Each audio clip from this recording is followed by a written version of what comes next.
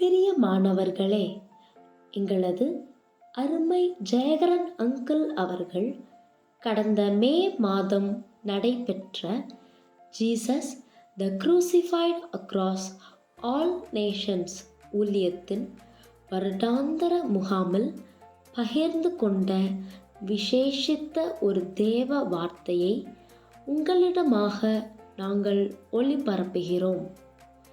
புத்தியுள்ள மனைவி என்ற இந்த விசேஷித்த தேவ வார்த்தையை பார்த்து கேட்டு பயன்பெற்று பிறரிடம் பகிர்ந்து அவர்களும் பயன்பெற செய்யுங்கள்.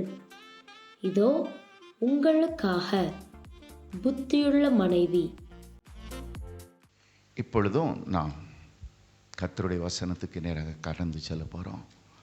கண்களை மூடி நம்ம ஜெபிக்க போகிறோம். ஆண்டவரே, எங்களோடு கூட இந்த காலை வேளையிலே நீர் பேசும் தகப்பனே, 2 நாட்களாக எங்களுக்குள்ளாக ஆண்டவரே நீர் கிரியை செய்தீர். ஆண்டவரே, உம்முடைய அக்கினியை ஊற்றினீர். பரலோகத்தின் கிருபைகளை அருளி செய்தீர் தகப்பனே. ஆண்டவரே, எங்கள் மத்தியிலே அக்கினி குதிரைகள் வந்திருக்கின்றன. எண்ணிறைந்த பரிசுத்தவான்கள், எண்ணிறைந்த ஆண்டவரே உடைய கனம் பொருந்தின ஸ்ரீகள், பரலோகம் எங்கள் மத்தியில் இறங்கி வந்திருக்கிறது தகப்பனே. ஆண்டவரே, உமக்கு நன்றி செலுத்துகிறோம். ஆண்டவரே, நீர் எங்கள் மத்தியில் வைத்திருக்கிற, எங்கள் மேல் வைத்திருக்கிற கிருபைகளுக்காக, இரக்கங்களுக்காக உமக்கு நன்றி செலுத்துகிறோம் தகப்பனே. ஆண்டவரே, உம்முடைய கரத்திலே இந்த வேளையும் தாழ்த்தி ஒப்புக் கொடுக்கிறேன். ஆண்டவரே, நீரே பேசும், அடிமை மறைத்துக் கொள்ளும். இயேசுவின் இன்ப நாமத்திலே வேண்டிக் கொள்கிறோம் பிதாவே, ஆமென். நீதிமொழிகளின் புஸ்தகம் 19ஆம் அதிகாரம் 14ஆம் வசனம். வீடும் ஆஸ்தியும் பிதாக்கள் வைக்கும் சுதந்திரம், புத்தியுள்ள மனைவியோ கர்த்தர் அருளும் ஈவு. வீடும் ஆஸ்தியும் பிதாக்கள் வைக்கும் சுதந்திரம், புத்தியுள்ள மனைவியோ கர்த்தர் அருளும் ஈவு. Prudent wife is a gift of God. புத்தியுள்ள மனைவி கர்த்தர் அருளும் ஈவு. இந்த prudent wife என்றால் யார்? இங்கு நம்ம பார்க்குறோம், வீடும் ஆஸ்தியும் பிதாக்கள் என்ன பண்ணுறாங்களா? என் பிள்ளைக்கு வேணும் வீடு, என் பிள்ளைக்கு வேணும் சொத்து, என் பிள்ளைக்கு வேணும் ஆஸ்தி.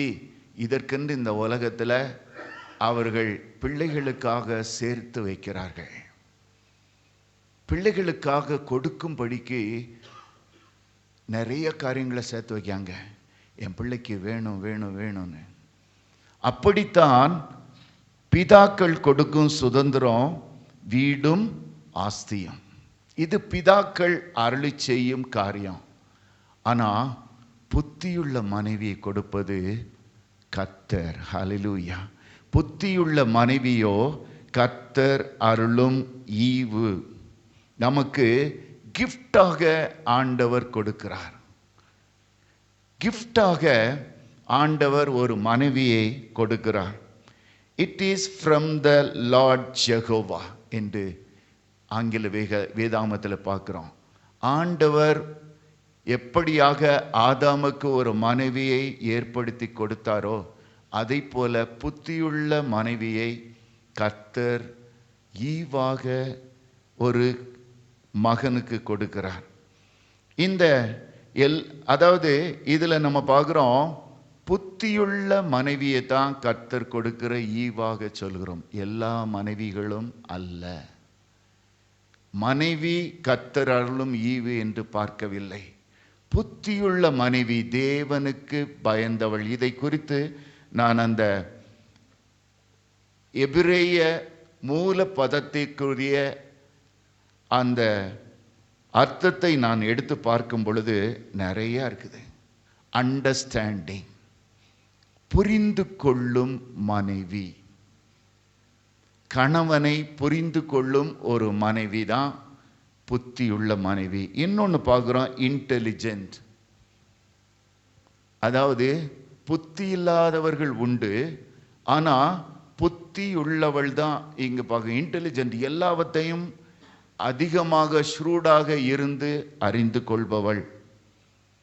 இன்னொன்று சர்க்கம்ஸ்பெக்ட் என்று பார்க்குறோம், ரொம்ப காஷியஸாக எல்லாத்துலேயும் இருக்கிறது, ரொம்ப ஷ்ரூடாக ஒவ்வொன்றையும் ஆராய்ந்து பார்க்கும் ஒரு மனைவி.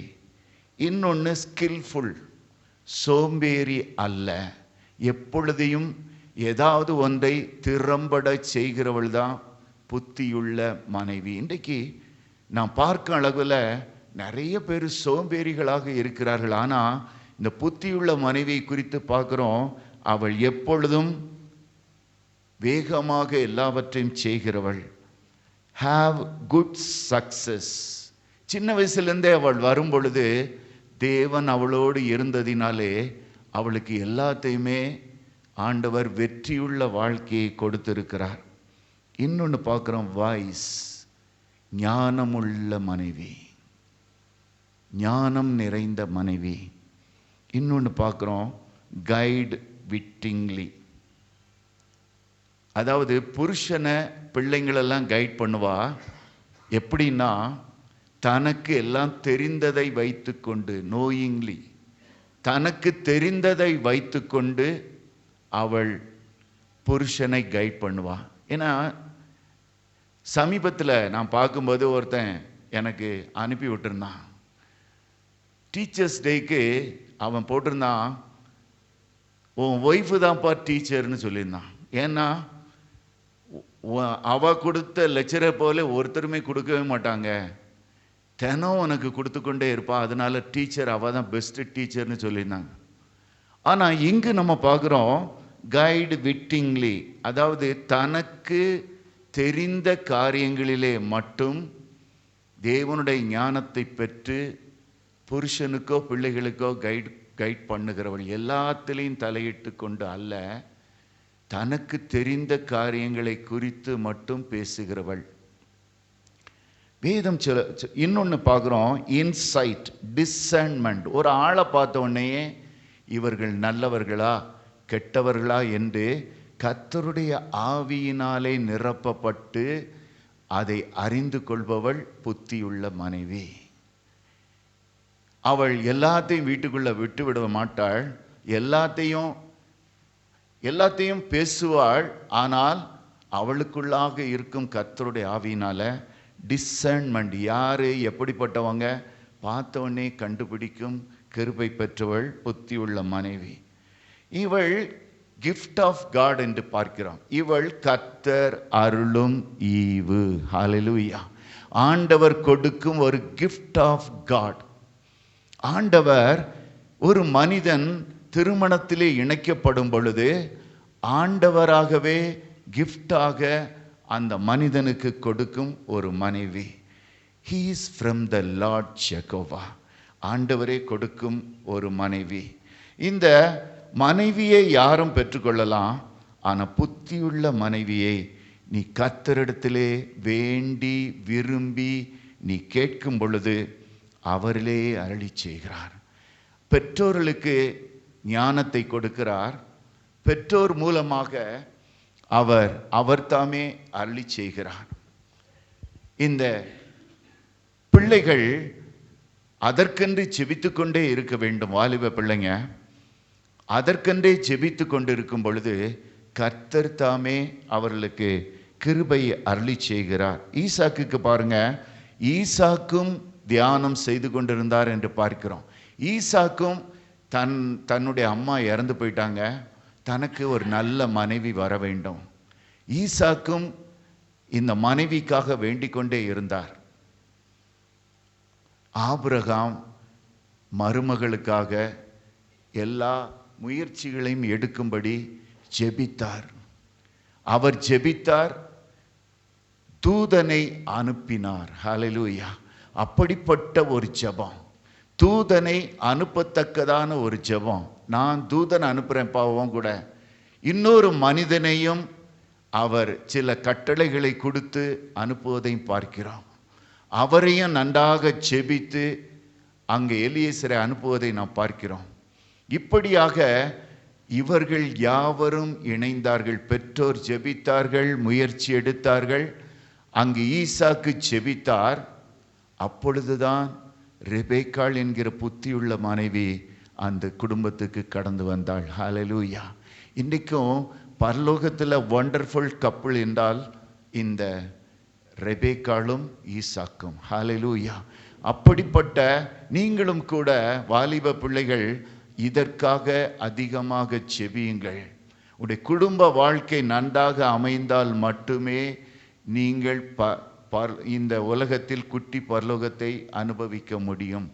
இல்லாவிட்டால் உடைய வாழ்க்கை நரகமாக மாறி போய்விடும். அதனால் இதற்காக நீங்கள் அதிகம் செபியுங்கள். வேதம் சொல்லுகிறது, புத்தியுள்ள மனைவியோ கர்த்தர் அருளும் ஈவு. இதை குறித்து அண்ணன் சொல்லும்போது சொன்னாங்க, நீதிமொழிகள் 5:18 பார்க்குறோம்.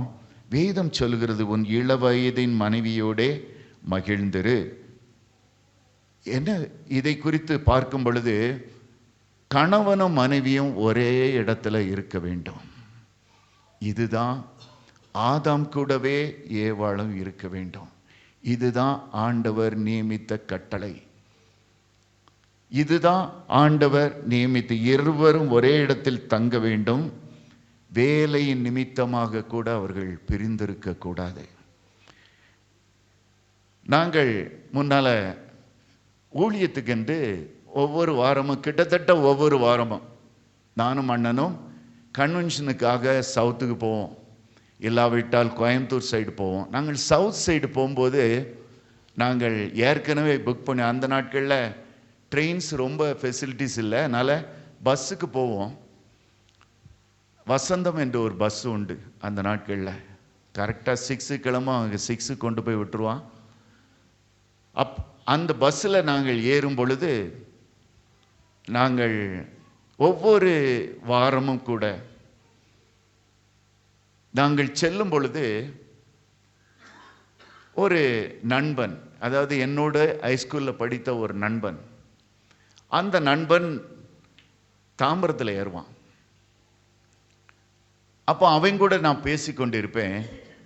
என்ன எப்படி இருக்க, என்ன இந்த டீக்காக நிப்பாட்டுவார்கள், இடையில டிஃபனுக்காக நிப்பாட்டுவாங்க. அப்போ நான் அவனோடு கூட பேசி கொண்டிருந்தேன். அவன் சொன்னான், ஜெயரன் எனக்கு இங்கே வேலை இருக்குது.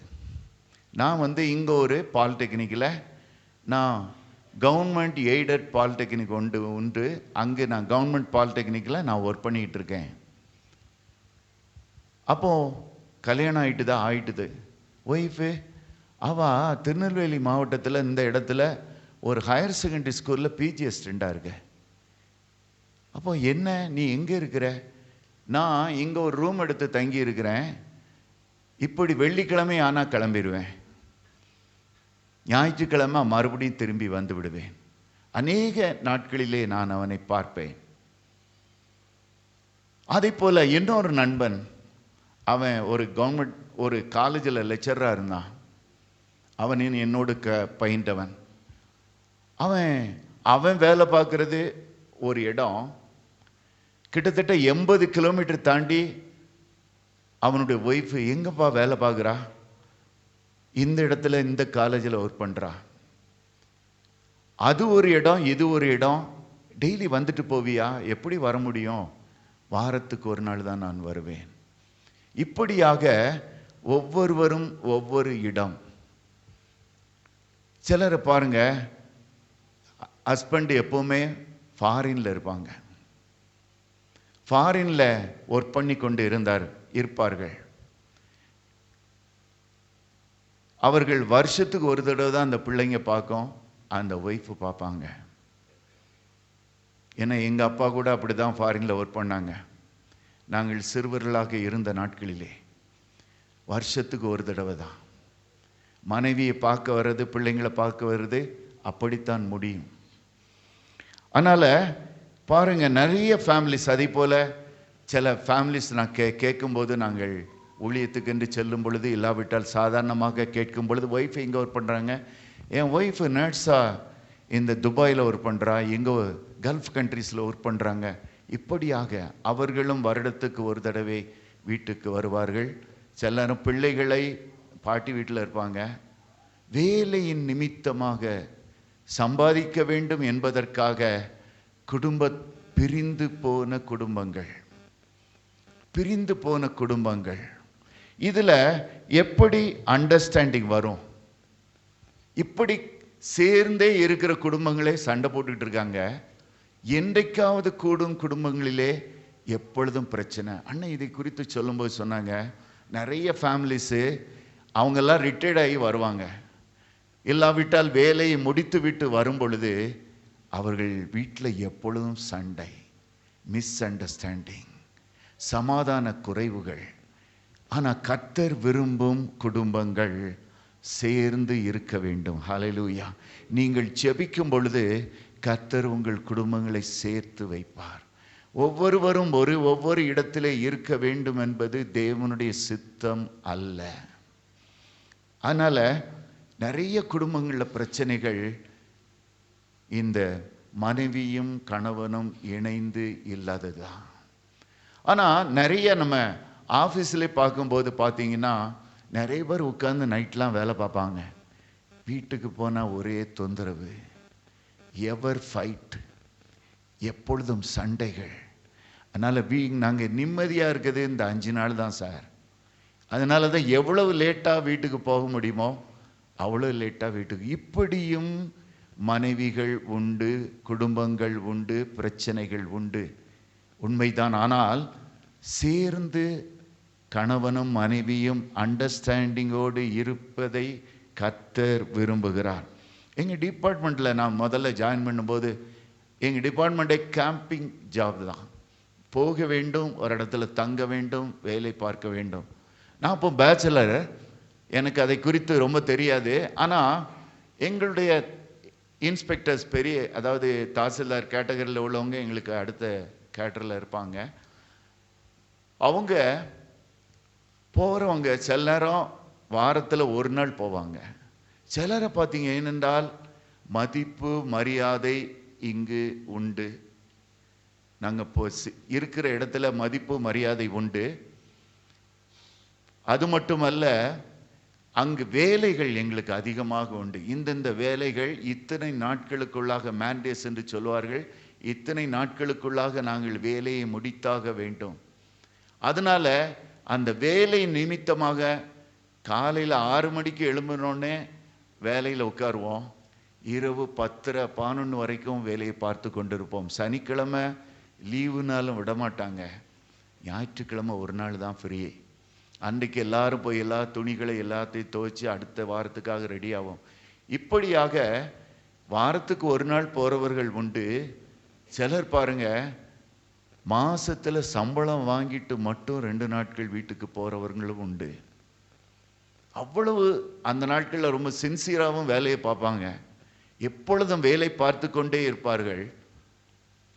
ஆனால் அப்படி வீட்டிலே இல்லாததினாலே பிள்ளைகள் சரியாக வளர்க்கப்படாமல், எனக்கு ஒரு மனிதர் தெரியும், என்னுடைய ஆஃபீஸராக இருந்தவர்.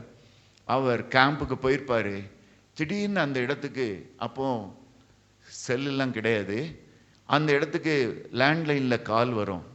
அந்த அம்மா பேசுவாங்க, உங்கள் பையனை பாருங்கள், இங்கு இவர் ரொம்ப சின்சியர், வேலைகள்லாம் சூப்பராக செய்து விடுவார், எல்லாவற்றையும் நேர்த்தியாக நடத்துவார், பெரிய ஆஃபீஸர் கையிலெல்லாம் ரொம்ப ஒரு அதாவது மதிப்பும் மரியாதையும் உள்ளவர். ஆனால் வீட்டிலேருந்து ஃபோன் வரும். அந்த அம்மா பேசுவாங்க, உங்கள் பையன் இப்போ உடனே பைக் கேட்குறான், என்ன சொல்கிறீங்க? இல்லைன்னா நான் செத்து போவேன்னு சொல்கிறான், சூசைட் பண்ணுறேன்னு சொல்கிறான். இப்படியாக மிரட்டல்கள். ஏனென்றால் ஃபேமிலிஸில் அண்டர்ஸ்டாண்டிங் இல்லாத ஒரு வாழ்க்கை. வீட்டிலே கணவனும் மனைவியும் பிள்ளைகளும் இணைந்திருக்கும் ஒரு வாழ்க்கை தான். ஏன்னா நிறைய ஃபேமிலிஸில் பிள்ளைங்க ஃப்ரீயாக மாறி போய்விடும், படிக்காது, சரியான வேலை இல்லாமல் இருக்கும். ஏன்னா கணவனுக்கும் மனைவிக்கும் ஒரு ஒருமைப்பாடு இல்லாததினால, பிரிந்திருப்பதினாலே, சண்டை போடுவதினாலே பிள்ளைகள் படிக்காது, வேலைக்கும் சரியாக போகாது. இப்படியாக அரசு வேலையில் உள்ளவங்கள நிறைய பேர் டிரான்ஸ்ஃபர், ஒவ்வொரு தடவையும் ஒவ்வொரு இடத்துக்கு தூக்கி அடிப்பாங்க, 3 வருஷத்துக்கு ஒரு தடவை. இப்படி நிலையற்ற வாழ்க்கை. ஒரு இடத்துல போய் அவங்க தனியாக உட்காந்துருப்பாங்க, பிள்ளைங்க இருக்கும். இப்படி இருக்கிற சூழ்நிலையில் கர்த்தர் விரும்பும் ஒரு வாழ்க்கை, சேர்ந்து இருக்கும் ஒரு வாழ்க்கை. சமீபத்தில் கொஞ்ச நாட்களுக்கு முன்பாக என்னுடைய கல்லூரியில் உள்ள நண்பருடைய மகளுடைய திருமணத்துக்கு சென்றிருந்தேன். அப்போது பாம்பேலேருந்து ஒரு நண்பர் வந்திருந்தார், என்னோடு கூட படித்தவர். அவர் இந்த பாபா அட்டாமிக் ரிசர்ச் சென்டர்னு இருக்குது பாம்பேயில், அங்கே ஒரு பெரிய பதவியில் இருந்தவர். அவரும் அந்த கல்யாணத்துக்கு வந்திருந்தார். நாங்கள் பேசி கொண்டிருந்தோம். அப்போ அவர் சொன்னார், இவர் இன்னொரு நண்பரை இன்ட்ரடியூஸ் பண்ணார். இவர் என்னோடு கூட வேலை பார்ப்பவர் ஜெயகரன் என்று சொல்லி அவரை இன்ட்ரடியூஸ் பண்ணார். அப்போ அவர் சொன்னார், எனக்கு ஊர் நேசரத்து அப்படின்னாரு. அப்போ என்னுடைய பிரதர் எல்லாம் தெரியுமா? நன்றாக தெரியும் என்று சொல்லிவிட்டார். அவர் ரொம்ப பேசி கொண்டு இருந்தார். உடனே என்னுடைய பிரதர், நான் ஒரு தடவை நேசரத்து போகும்போது என்னுடைய பிரதர்லா கூட பேசிக்கிட்டு இருந்தேன். இந்த மாதிரி அந்த ஆள் தெரியுமா உங்களுக்கு? அவன் நல்லா தெரியுமே, அவன் பாம்பேயில் வேலை பார்க்கான், அவன் ஒய்ஃபு இங்கே தான் டீச்சராக இருக்கா, அவன் பிள்ளைங்கள்லாம் இங்கே தான் படிக்குது. எங்கே பாருங்க, ஹஸ்பண்டு பாம்பேயில் வேலை பார்க்காரு, பிள்ளைங்களும் ஒய்ஃபும் இங்கே ஊரில் இருக்கிறாங்க. அவருடைய எப்போ அவங்க வருவார், எப்போ போவார், எப்படிப்பட்ட ஒரு வாழ்க்கை அமைந்திருக்கும். அதனால் தேவன் விரும்பும் ஒரு வாழ்க்கையில் ஹஸ்பண்டு ஒய்ஃபு பிள்ளைங்க எல்லாரும் சேர்ந்து இருக்க வேண்டும். அதனால் புத்தியுள்ள மனைவியை கர்த்தர் அருளும் ஈவாக கொடுக்கும் பொழுது அந்த மனைவியை உங்களோடு கூட வைத்து கொள்ள வேண்டும். அதனால் அநேகர் இந்த மனைவியை பக்கத்தில் வைக்கக்கூட ரொம்ப யோசிப்பாங்க. அவர்களுக்கு நிறைய குடும்பங்களிலே மரியாதை கூட இருக்காது. என்னுடைய உயர் அதிகாரி ஒருத்தர் உண்டு, அவர் வருவார், அவர் சொல்லுவார், என் ஒய்ஃப்கிட்டலாம் நான் எங்கே போகிறேன் வாரேன்னே சொல்லவே மாட்டேன். அப்போ எப்படி சார் வருவீங்க? நான் பாட்டுக்கு பேக் எடுத்துகிட்டு வருவேன். எங்கே போகிறேன்னா நான் வேலைக்கு போவேன், அவட்ட ஏன் சொல்லணும்? இப்படியாக மனைவியை இல்ட்ரீட் பண்ணும் ஜனங்களும் உண்டு, உண்மைதான். அதே போல் நான் ஒரு நண்பரை அறிவேன். அவர் ஒய்ஃபை பக்கத்தில் கூட்டி கொண்டு ஒரு நாளும் சென்றதில்லை. அவர் நன்றாக அந்த குடும்பத்தை தெரியும். அவர் எந்த ஃபங்க்ஷன், ஒரு கல்யாணம்னு வச்சுக்கிட்டுங்களேன், இவர் முன்னால் நடந்து போயிட்டே இருப்பார். கொஞ்ச நேரத்துக்கு முன்னே அந்த இடத்துக்கு போயிடுவார். ஒய்ஃபு பிள்ளைங்கள்லாம் பின்னால் வருவாங்க. இப்படியாக அது ஒரு மரியாதை குறைவு என்று நினைக்கிற ஜனங்களும் இந்த உலகத்தில் உண்டு. எபேசியர் 5:25, கொலோசையர் 3:19 பார்க்குறோம், புருஷர்களே உங்கள் மனைவிகளில் அன்பு கூறுங்கள். இந்த புத்தியுள்ள மனைவிகள் கர்த்தர் அருளும் ஈவாக நாம் எடுத்துக்கொள்ள வேண்டும். அவர்களை நாம் அருகிலே வைத்திருக்க வேண்டும். அப்பொழுது நாம் நிச்சயமாகவே நம்முடைய குடும்பம் ஆசீர்வதிக்கப்பட்ட குடும்பமாக இருக்கும். அதனால் புத்தியுள்ள மனைவி கர்த்தர் அருளும் ஈவாக நமக்கு கொடுக்கப்படும் பொழுது அவர்களை அன்போடு வைத்து கொள்ளுங்கள். எனக்கு ஒரு நல்ல குடும்பம் தெரியும், ஒரு அருமையான ஃபேமிலி. அந்த அக்கா, அந்த அண்ணனும் அக்காவும் அவர்கள் வீட்டுக்கு சென்றிருக்கிறோம். நான் இன்னொரு இடத்துல வேலை செய்யும் பொழுது என்னுடைய லாட்ஜ் இருந்த இடத்துல பக்கத்தில் அவங்களுடைய வீடு. நான் அதன் அருகிலே, இவர்கள் வீட்டுக்கு அருகிலே இன்னொரு அண்ணன் உண்டு. அந்த அண்ணன் கூட நான் அவர்களோடு கூட பேசுவதற்கு செல்லுவேன். இந்த அண்ணன் அக்காலாம் அந்த வீட்டுக்கு வருவாங்க, பேசி கொண்டிருப்பார்கள். சில வேளை எங்கள் வீட்டில் சாப்பிட்டுட்டு தான் போகணும் என்று எங்களை சாப்பிட வைப்பார்கள். அப்படியாக ஒரு அன்பான குடும்பம். அந்த அக்கா மிக நல்லவர்கள், சாந்தமானவர்கள், அதிர்ந்து கூட பேச மாட்டாங்க. ஆனால் நல்ல டீச்சர். இந்த அண்ணே இன்னொரு கவர்மெண்ட் ஜாபில் ஒர்க் பண்ணுறவங்க. இந்த அண்ணே கொஞ்சம் முன்கோபம் உண்டு. அவர் சொல்லுவார், ஆனால் சபைக்கு போகிறவர் தான், ஆனால் சில வேளைகளில் நான் ட்ரிங்க்ஸ் யூஸ் பண்ணுவேன்னு அவரே ஓப்பனாகவே பேசுவார். அப்படிப்பட்ட ஒரு மனிதர் இவர். அதுக்கு பிறகுதான் நான் அறிந்து கொண்டேன், அந்த ட்ரிங்க்ஸ் போட்டார்னா சரிதான், அவர் ஹீரோவாக மாறி விடுவாராம். அந்த அக்காவை அடித்து வெளுத்து தள்ளி விடுவாராம். அந்த அக்கா சாந்த குணமுள்ளவர்கள், அழகானவர்கள் கூட. ஆனால் இந்த மனிதர் என்ன வெறுப்போ தெரியாது, அடித்து அடித்து அடித்து இப்படியாக இல்ட்ரீட் பண்ணுவாராம். ஆனால் மற்ற நேரம்லாம் நல்லா இருப்பாங்க.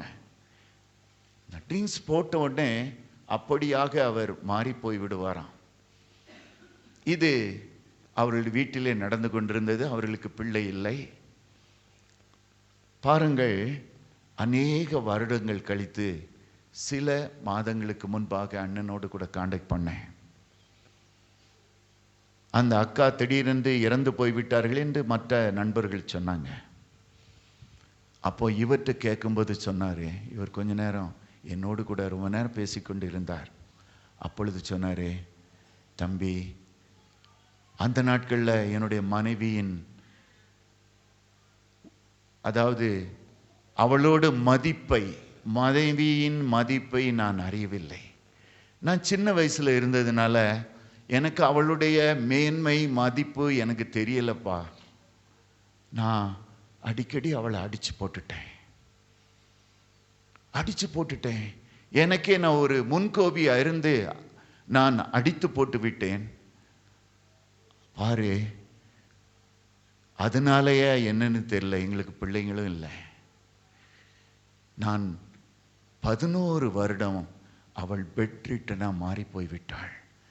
அவள் சிக்காகி நான் இல்ட்ரீட் பண்ணனாலையா என்னன்னு தெரியல தம்பி, அவள் 11 வருடங்கள் பெட்ரிட்டனா இருந்தா.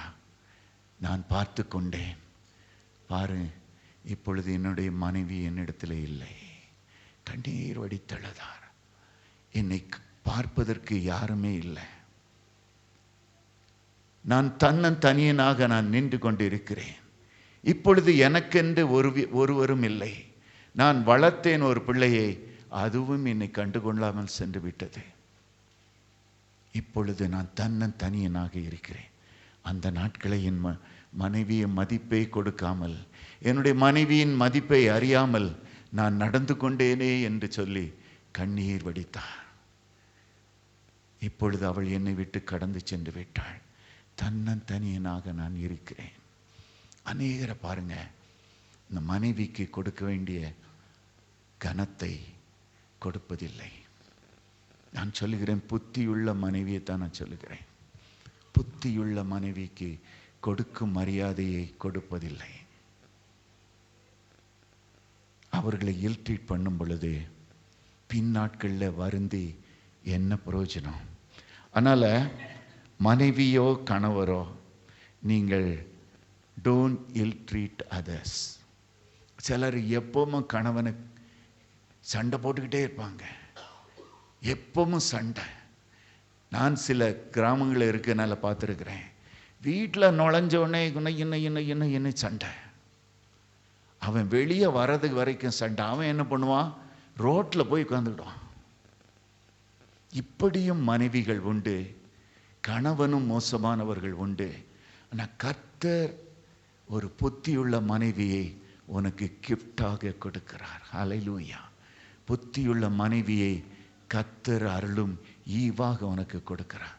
இல்லாவிட்டால் நீ அதற்காக செபிக்கும் பொழுது, ஒருவேளை மோசமான மனைவியாக இருந்தாலும் நீ கண்ணீரோடு செபிக்கும் பொழுது மனைவியை மாற்றி போடுவார். தேவன் தான் மனைவியை மாற்ற முடியும். அதே போல நீ ஜெபிக்கும் பொழுது கணவனை மாற்ற முடியும். சந்தோஷமான குடும்பம் ஜெபத்தில் தான் இருக்கிறது. நீங்கள் உங்கள் குடும்பத்துக்காக, வேலைக்காக எவ்வளோ நேரம் ஜெபம் பண்ணுறீங்க, வேலைக்காக நேரத்தை ஸ்பெண்ட் பண்ணுறீங்க. ஆனால் குடும்பத்துக்காக, பிள்ளைகளுக்காக நீங்கள் முழங்காலில் நிற்க வேண்டும். ஏனென்றால் நீங்கள் கோபப்படாதீருங்க. மிஸ் அண்டர்ஸ்டாண்டிங் உங்களுக்குள்ளாக வரக்கூடாது. கர்த்தர் இந்த குடும்பத்தை ஒரு குட்டி பரலோகத்தை போல் இருக்க வேண்டும் என்று உங்களுக்கு கொடுத்திருக்கிறார். ஹல்லேலூயா. அதனால் உங்களுடைய வாழ்க்கை அமைவது உங்களுடைய கையில். கோபப்பட்டு சண்டை போட்டு 2 பேரும் ஃபைட் பண்ணி என்ன பிரயோஜனம்? ஒருவருக்கொருவர் விட்டு கொடுத்து ஜெபத்தோடு நீங்கள் வாழும் பொழுது உங்கள் குடும்ப வாழ்க்கை நன்றாக இருக்கும். அதில் ஒரு கணவனுடைய பொறுப்பு மிகவும் அதிகம். நீ குடும்பத்தையே சரியாக நடத்த தெரியாதவன் எப்படி நீ மற்ற சபையை நடத்துவான்னு சொல்லி நாம் வேதத்திலே பார்க்கிறோம். அதனால் நீங்கள் குடும்பத்தை நடத்தும் மிகப்பெரிய பொறுப்பு கணவர்களுக்கு அதிகமாக உண்டு. ஜெபத்தோடு எல்லாவற்றையும் செய்யும் பொழுது எல்லாம் உங்களுக்கு ஆண்டவர் எல்லாவற்றையும் மாற்றும். பிள்ளைகளை மாற்றுவார், மனைவியை மாற்றுவார், கணவனை மாற்றுவார், பெற்றோரை மாற்றுவார். எல்லாம் ஜெபத்தினாலே எல்லாமே கூடும். ஹல்லேலூயா. அதனால் ஒருவரை ஒருவர் இல் ட்ரீட் பண்ணாதிருங்கள், கேவலமாக பேசாதிருங்கள். வாயை விட்டு ஒரு நாள் போயிட்டுதுன்னா அது திரும்ப பெற முடியாது.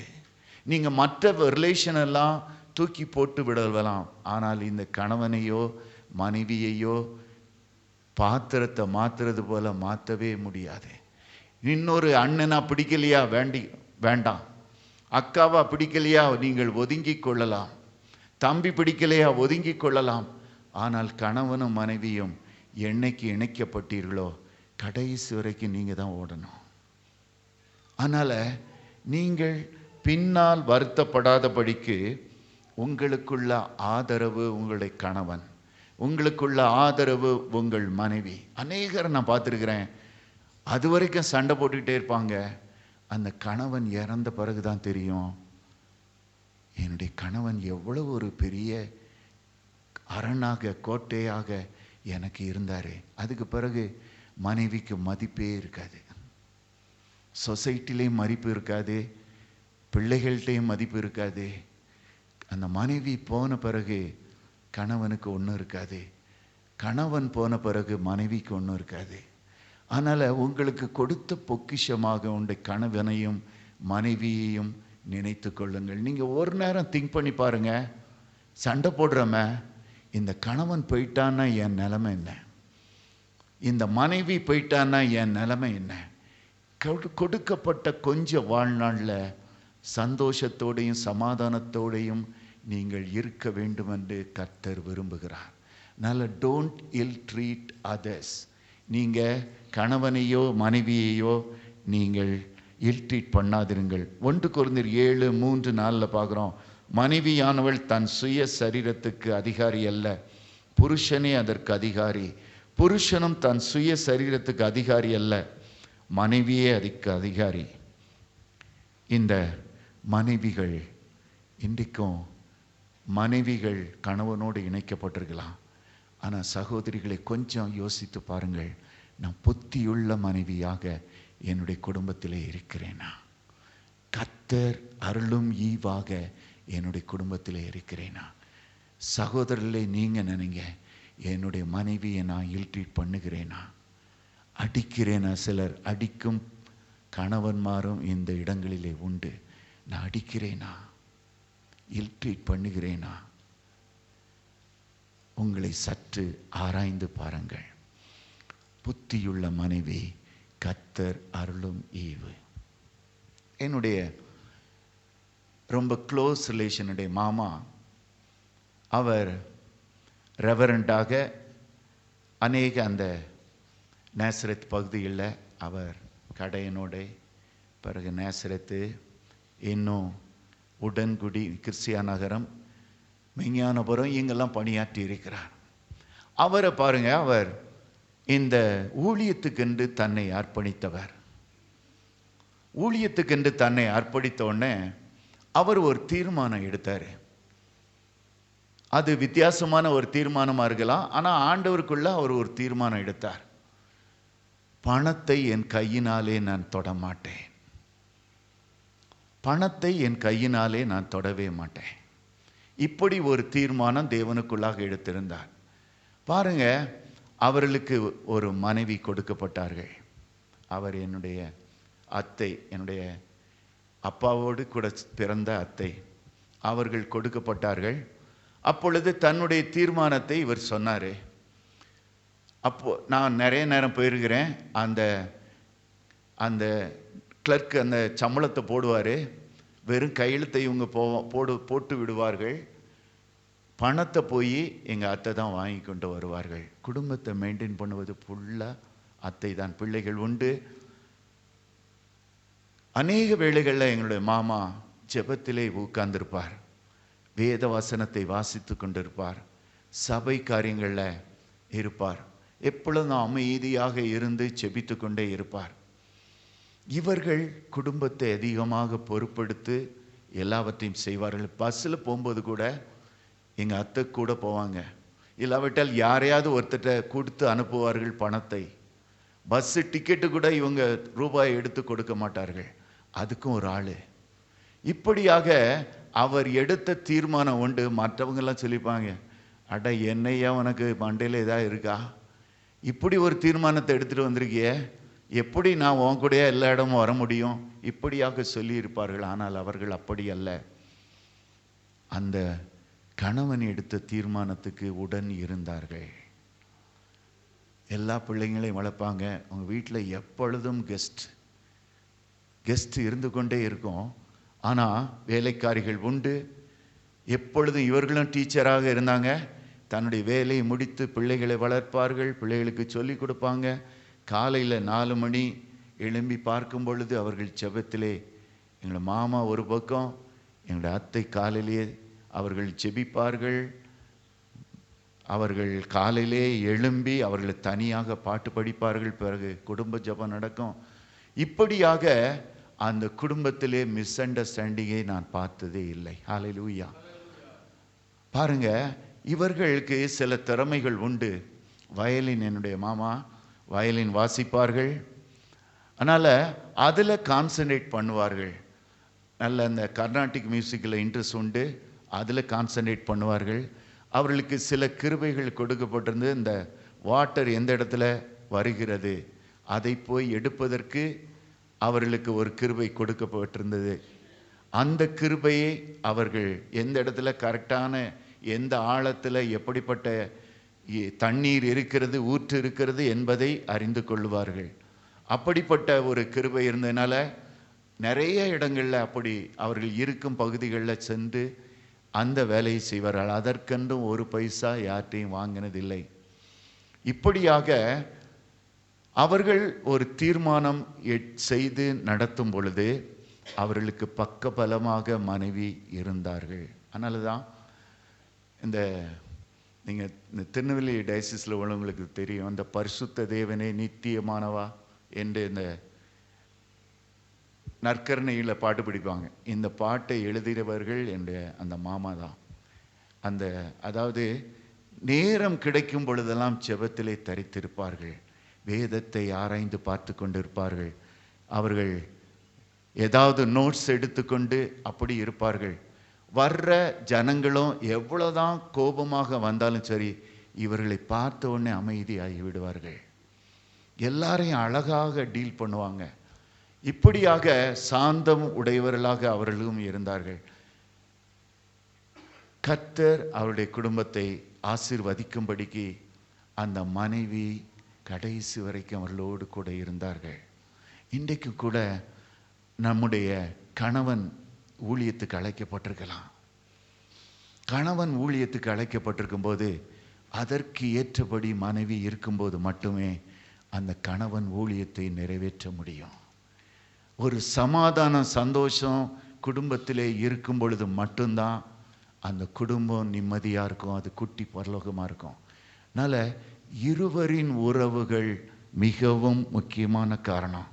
அதனால் ஒவ்வொருவரும் ஒவ்வொரு விதமான குடும்பத்தின் பாரம்பரியங்களிலிருந்து வந்து இணைந்தாலும் ஒரே மனதுடன் நாம் இருக்க வேண்டும் என்று கர்த்தர் விரும்புகிறார். அதற்கென்றே குடும்ப வாழ்க்கையை ஏற்படுத்தி இருக்கிறார். அப்படியாக அவரும் நம் மத்தியிலே வந்து உறவாட வேண்டும் என்று விரும்புகிறார். சில வேளைகளில் இந்த ஊழியக்கார குடும்பங்களில் கூட சில பிரச்சனைகள். ஜான் ஜி லேக் என்கிற ஒரு நடந்த சம்பவத்தை சொல்லுகிறேன். ஜான் ஜி லேக் என்கிற ஒரு பெரிய ஊழியக்காரர். அவருக்கு ஒரு புத்தியுள்ள மனைவியை கர்த்தர் கொடுத்திருந்தார். ஜெனி அவங்க பேர். புத்தியுள்ள மனைவி. இவர்கள் அமெரிக்க தேசத்திலே கொஞ்ச காலங்கள் ஊழியத்தை இருவரும் ஒரே மனதுடன் இணைந்து செபித்து அவர்கள் நடத்தி கொண்டு வந்தார்கள். ஆண்டவர் சொன்னாரு, அப்பா நீ ஆப்பிரிக்க தேசத்துக்குள்ளாக கடந்து செல்ல வேண்டும். இவர் நன்றாக கிருபை பெற்றவர், குணமாக்கும் கிருபைகளை பெற்றிருந்தார். அதனால இவர் செல்வார், இந்த அம்மா ஜெபத்திலே காத்திருப்பார்கள், பிள்ளைகள் அவர்களோடு கூட உண்டு. ஒரே மனதுடன் இருவரும் பணியாற்றி கொண்டிருந்தார்கள். ஆனால் இங்கு வந்தார்கள். ஆப்பிரிக்காவுக்கு ஆண்டவர் தான் அனுப்புனார், ஜோகன்ஸ்பர்க் என்கிற இடம். அங்கு வந்தார்கள். வந்த உடனே அங்கு மீட்டிங் நடத்தினாங்க. ஒரு சர்ச்சில் முதல்ல இன்சார்ஜ் கொடுத்துருந்தாங்க. அந்த ஜூலி என்கிற இனத்தை சார்ந்த பழங்குடியினர் அங்கே வந்திருந்தாங்க. அவர்கள் மத்தியிலே ஊழியத்தை செய்தார்கள். நல்ல கூட்டங்கள் வர ஆரம்பித்தது. ஏனென்றால் இவர் ஜெபிப்பார், ஜனங்கள் விடுதலை ஆவார்கள். ஜெபிப்பார், அங்கு ஜனங்கள் இந்த குணமாக்குதலை பெற்றுக்கொண்டார்கள். நிறைய கூட்டங்கள். அந்த ஊரிலே ஒரு வழக்கம், இவங்க பகல், அதாவது ஈவினிங் மீட்டிங்ஸ் உண்டு. ஈவினிங் மீட்டிங்ஸ் இவர்கள், இந்த சகோதரி ஜெபத்திலே தரித்திருப்பார்கள். அந்த கணவனுக்கு எவ்வளோ உதவி செய்ய முடியுமோ செய்வார்கள். ஒரு புத்தியுள்ள மனைவியாக இந்த சகோதரி இருந்தார்கள். அந்த ஊர் வழக்கத்தை பாருங்க. இந்த ஊரில் அவர்கள் ஈவினிங் மீட்டிங் நடத்துவாங்க. ஒரே மனதுடன் செல்லுவார்கள். மீட்டிங் அநேக ஹீலிங்ஸ் நடக்கும். அப்பொழுது ஜனங்கள்லாம் குதிப்பார்கள், ஆடுவார்கள், ஆண்டவரை துதிப்பார்கள். அதை முடிச்சுட்டு என்ன பண்ணுவாங்க, அந்த ஊர் வழக்கத்தின்படி இவர் வீட்டுக்கு எல்லாரும் வந்துடுவாங்க. யார் யாருக்கெல்லாம் ஹீலிங் ஆச்சுதோ அங்கே அவங்க சாட்சி சொல்லுவாங்க. சாட்சி சொல்லிட்டு நைட்டில் இந்த ஜான்ஜி லேக் வீட்டுக்கு வந்துடுவாங்க. வந்து நிறைய டவுட்ஸ் இருக்குது. ஏனென்றால் புதிதாக ஆண்டவரை ஏற்றுக்கொண்டவர்கள், புதிதாக ஹீலிங் பெற்றவர்கள், அவர்களுக்கு என்னன்னு தெரியாது. அவர்கள் வருவார்கள். வந்து ஐயா ஆண்டவரை பற்றி சொல்லிக் கொடுங்க, ஐயா இப்போ இது எப்படி, ஒவ்வொரு டவுட்டையும் இரவில் கேட்பாங்க. ஆனால் இந்த சகோதரியை பாருங்க, மீட்டிங் முடிச்சுட்டு வீட்டுக்கு வருவாங்க. வீட்டில் ப்ரைவேசியே இருக்காது, எல்லாம் உட்கார்ந்துருப்பாங்க. இவங்களுக்கெல்லாம் வயிறு பசிக்கும். பிள்ளைங்க உண்டு, பிள்ளைகள் 7 பிள்ளைகள், பெரிய குடும்பம். வயிறு பசிக்கும். ஆனால் அந்த பிள்ளைங்களுக்கு ஒரு சாப்பாடு கொடுப்பதற்கு, தான் சாப்பிடுவதற்கு நேரமும் இருக்காது. எப்படி அதை சமைப்பதுன்னு, ஏன்னா இவ்வளவு ஆட்களை வச்சுக்கிட்டு எப்படி சமைத்து அவர்கள் மட்டும் சாப்பிடுவது? இப்படிப்பட்ட சூழ்நிலையில் அநேக வேளைகளில் ஏதோ ஒன்று குடிச்சுக்கிட்டு, இப்படியாக அவருடைய வாழ்க்கை சரியாக கவனிக்கப்படாத ஒரு மனைவி, பிள்ளைகள். இவர் எப்பவுமே ஆக்டிவா அவர் ஜெபிப்பதிலே இருப்பார், அங்கு ஊழியம் செய்வதிலே இருப்பார். ஏனென்றால் ஆண்டவர் கொடுத்த கிருபைகள் அதிகம்தான், உண்மைதான். இன்னொன்று, இந்த மனைவி, இவர்களுக்கும் கிருபைகள் உண்டு. ஒரு மனிதனை பார்த்த உடனே கர்த்தருடைய ஆவியானவரால் அவன் உள்ளத்தில் என்ன இருக்குது, ஒரு சகோதரியை பார்த்த உடனே அறிந்து கொள்வார்கள். இவங்க முந்தின நாள் ஹீலிங் நடத்திருப்பாங்க. அதில் ஹீலிங் ஆகாதவங்கெல்லாம் நிறைய பேர் இருப்பாங்க, அவங்களும் இருப்பாங்க. அந்த ஜனங்கள் எங்களுக்கு ஏன் ஹீலிங் வரலன்னு அவங்களும் வந்திருப்பாங்க. அப்போது அடுத்த நாள் என்ன பண்ணுவார்னா, பகல் வேளைகளில் இந்த சகோதரியை அவர் சொல்லுவார், அம்மா இவங்களுக்கெல்லாம் நேற்று ஹீலிங் ஆகலை, நீ கொஞ்சம் அவங்களுக்காக ஜெபி, ஆண்டவர்கிட்ட கேளு. அவங்கெல்லாம் அடுத்த நாள் வருவாங்க. இந்த அம்மா அவங்ககிட்ட போவாங்க, ஒவ்வொருத்தருக்காக ஜெபிப்பார்கள். ஏம்மா இந்த ரகசிய பாவம் இருக்குது, அதனால தான் ஆண்டவர் ஹீலிங் கொடுக்கல, நீ ஆண்டவர்கிட்ட மனம் திரும்பு, ஆண்டவர் ஹீலிங் கொடுப்பார். உன் குடும்பத்தில் இந்த மாதிரிலாம் இருக்குது, சாபங்கள் இருக்குது, இந்த மாதிரி பிரச்சனைகள் இருக்குது, இதை இப்படி இப்படி ரெக்டிஃபை பண்ணு, ஆண்டவர் உனக்கு ஹீலிங் கொடுப்பார். இந்த அம்மா வீட்டையும் பார்க்கணும், சமையலை பார்க்கணும், 7 பிள்ளைங்களை பார்க்கணும், ப்ளஸ்ஸு இந்த ஊழியமும் செய்யணும். அடுத்த நாள் பாருங்க, இவங்கெல்லாம் இந்த ஜனங்களெல்லாம் ஆண்டவருக்குள்ளாக வழி நடத்தி எல்லாத்தையும் ரெட்டி, ஏன்னா அவங்களுக்கு மனதின் ஆழங்களில் என்ன இருக்குன்னு ஆண்டவர் கிருபையாக அவங்களுக்கு கொடுத்துருந்தாரு. அவர்கள் அதை அந்த வரத்தை யூஸ் பண்ணி ஜனங்களுக்கு சொல்லுவாங்க. அந்த ஜனங்கள்லாம் அடுத்த நாள் வந்து தங்களை ரெக்டிஃபை பண்ணுவாங்க, ஹீலிங் ஆகி போயிடுவாங்க. ஹல்லேலூயா. அப்படி அவர்களுக்கு கிருபைகளை கொடுத்திருந்தார் ஆண்டவர். ஆனால் அவர்கள் கவனிக்கப்படாத ஒரு மனைவியாக மாறிவிட்டார்கள். இவர் ஒரு பக்கம் ஊழியத்துக்கு ஓடுவார், இந்த பிள்ளைங்க என்ன பண்ணோம், இந்த சகோதரிக்கு எப்படி சமைப்பாங்க. இந்த மனிதரை பாருங்க, அவர் ஒரு தீர்மானம் எடுத்திருந்தாரு, நான் யார்கிட்டையும் காணிக்க கேட்க மாட்டேன், நான் யார்கிட்டையும் காணிக்க கேட்க மாட்டேன், அவர்களாக கொடுத்தா கொடுக்கட்டும். அந்த ஜனங்கள்லாம் ஏழை ஜனங்கள். சில வேளைகளில் யாராவது கொடுப்பாங்க, ஐயா உங்கள் வீட்டு மளிகைக்கெல்லாம் வாங்கிக்கிடுங்க.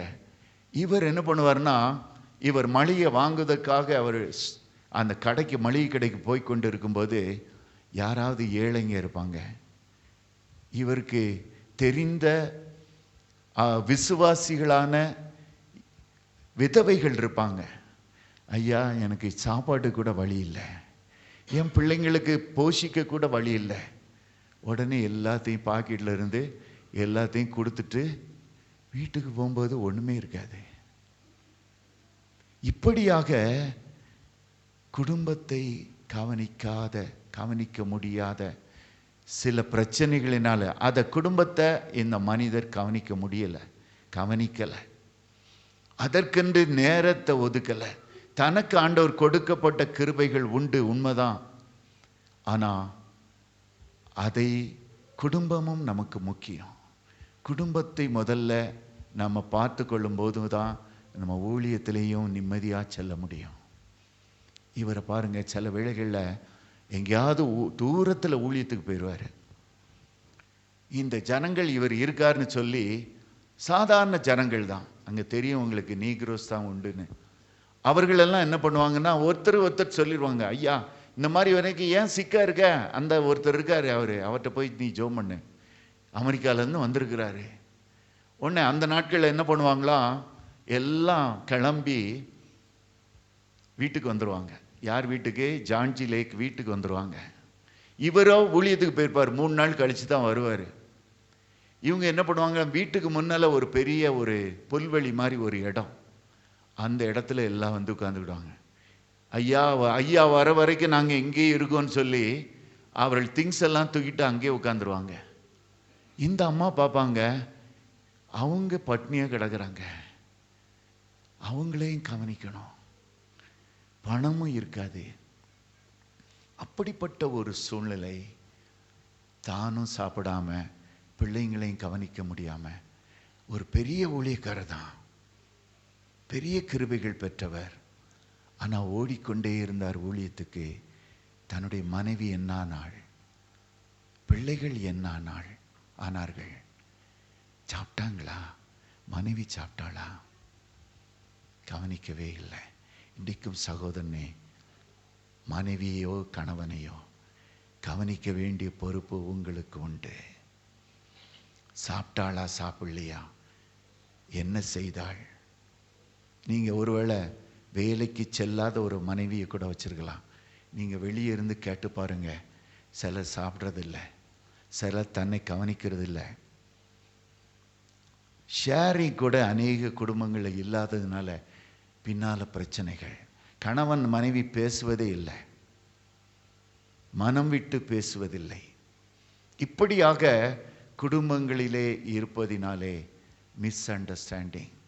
இங்கே பார்க்குறோம், அந்த சகோதரியை, அவர் உண்மைதான் பெரிய பெரிய கிருபைகள் பெற்றவர், நன்றாக ஊழியத்தை நிறைவேற்றினவர். ஆனால் அந்த மனைவியை கவனிக்கலை.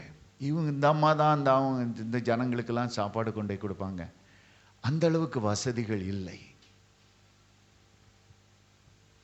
கடைசியில் பாருங்க, சாப்பிடாம தன்னை கவனிக்காம, பிள்ளைகளை சரியாக கவனிக்க முடியாமல் இந்த அம்மா தான் இந்த பிள்ளைங்களெல்லாம் வளர்த்தாங்க, உண்மைதான். ஆனால் சரியான சாப்பாடு இல்லாமல் ஒரு தடவை இவர் வெளியே போயிருந்தார் ஊழியத்துக்கு. வீட்டுக்கு வந்து பார்க்குறாரு, இந்த சகோதரி கர்த்தர் கொடுத்த ஈவு மரித்திருந்தார்கள். அந்த புஸ்தகத்தில் நான் பார்க்கும் பொழுது உண்மையிலே மிகவும் வருத்தப்பட்டேன். ரீசன் என்ன போட்டிருந்தாங்கன்னா, மால் நியூட்ரிஷன் அண்ட் எக்ஸாஷன். அதாவது ஓய்வின்றி இந்த சகோதரி உழைச்சிக்கிட்டே இருந்தாங்க.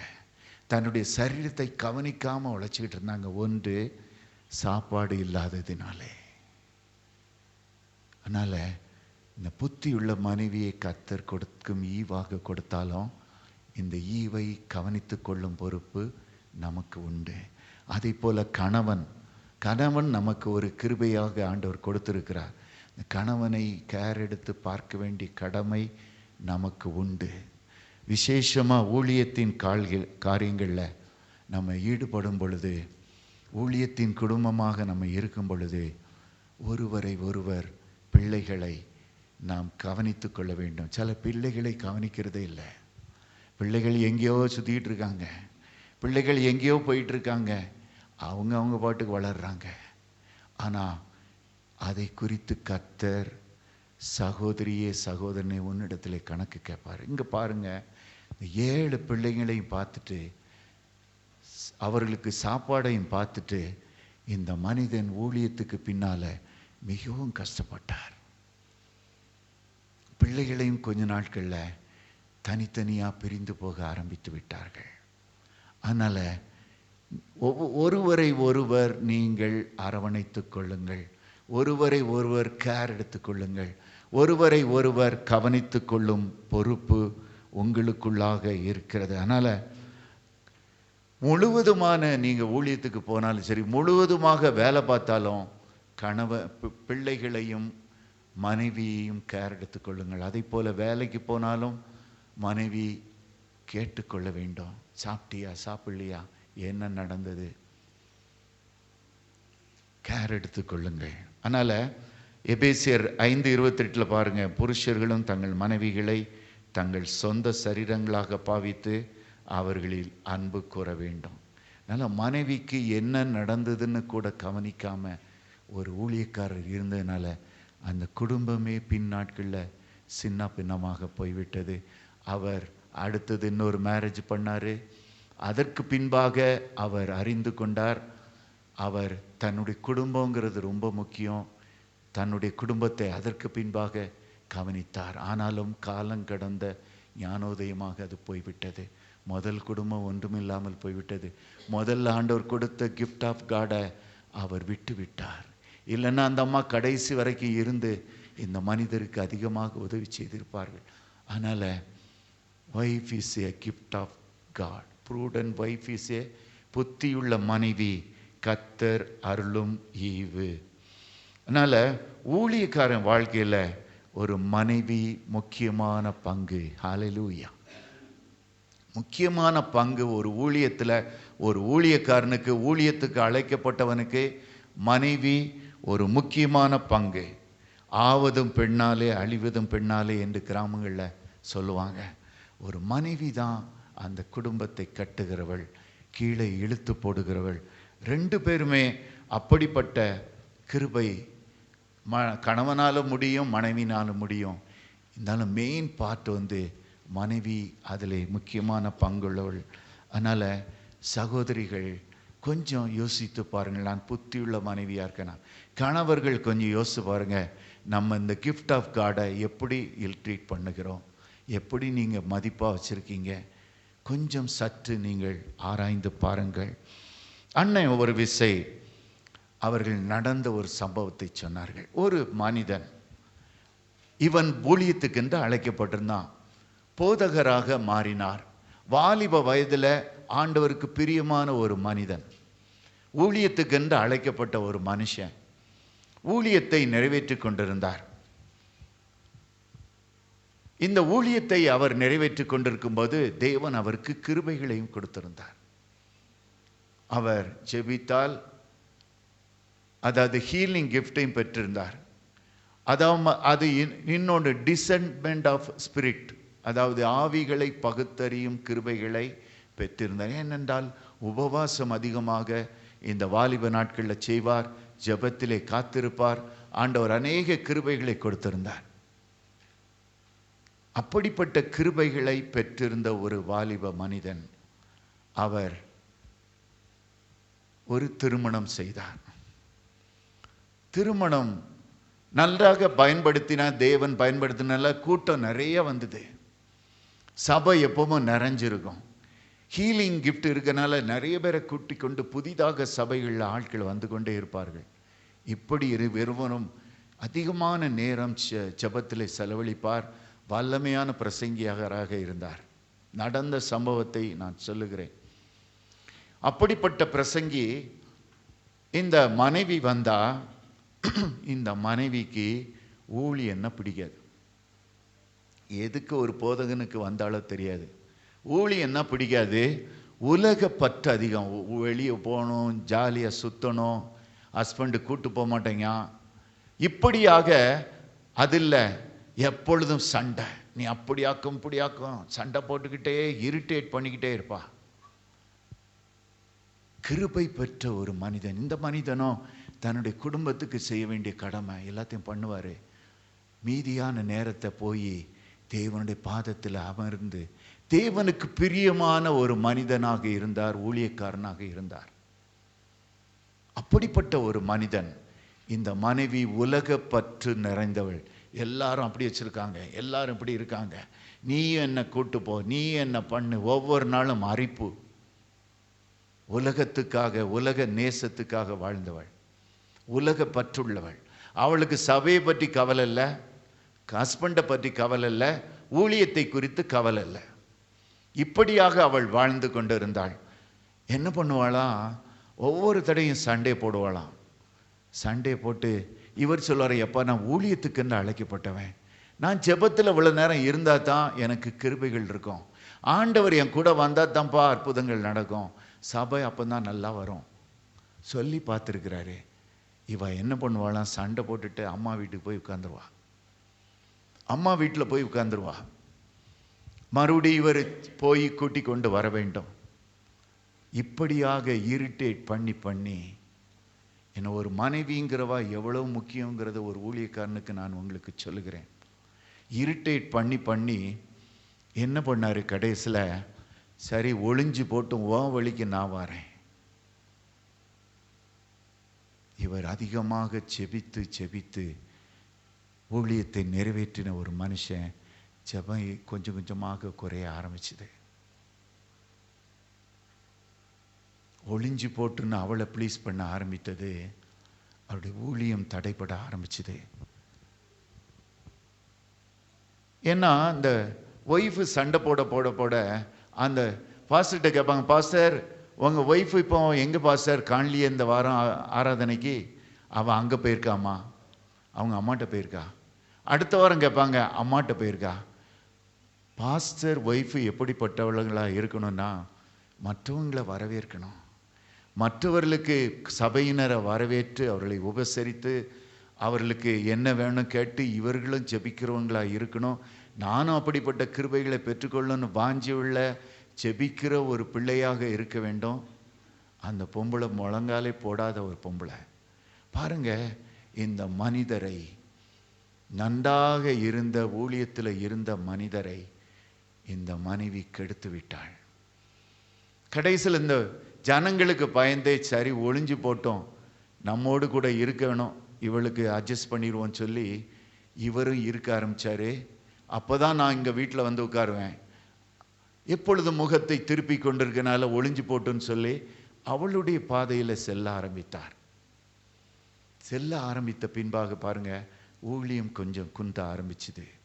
ஜெபம் வாழ்க்கை அவருக்கு இல்லாமல் போய்விட்டது. தேவனுக்கு மிகவும் பிரியமான ஒரு மனிதன் இயேசுவை கொஞ்சம் கொஞ்சமாக விட ஆரம்பித்தார். மனைவியோடு இசைய ஆரம்பித்தார்.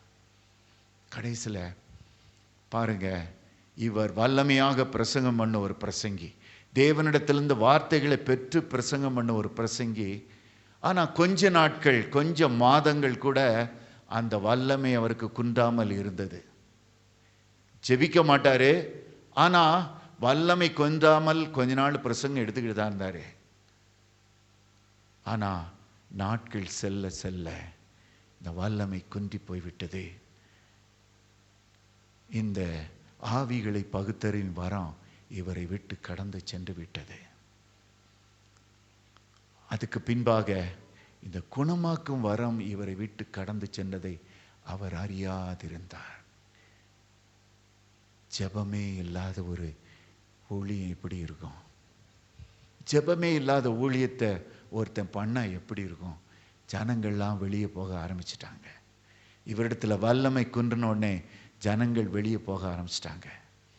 ஆண்டவர் மனது மிகவும் வேதனைப்பட்டது.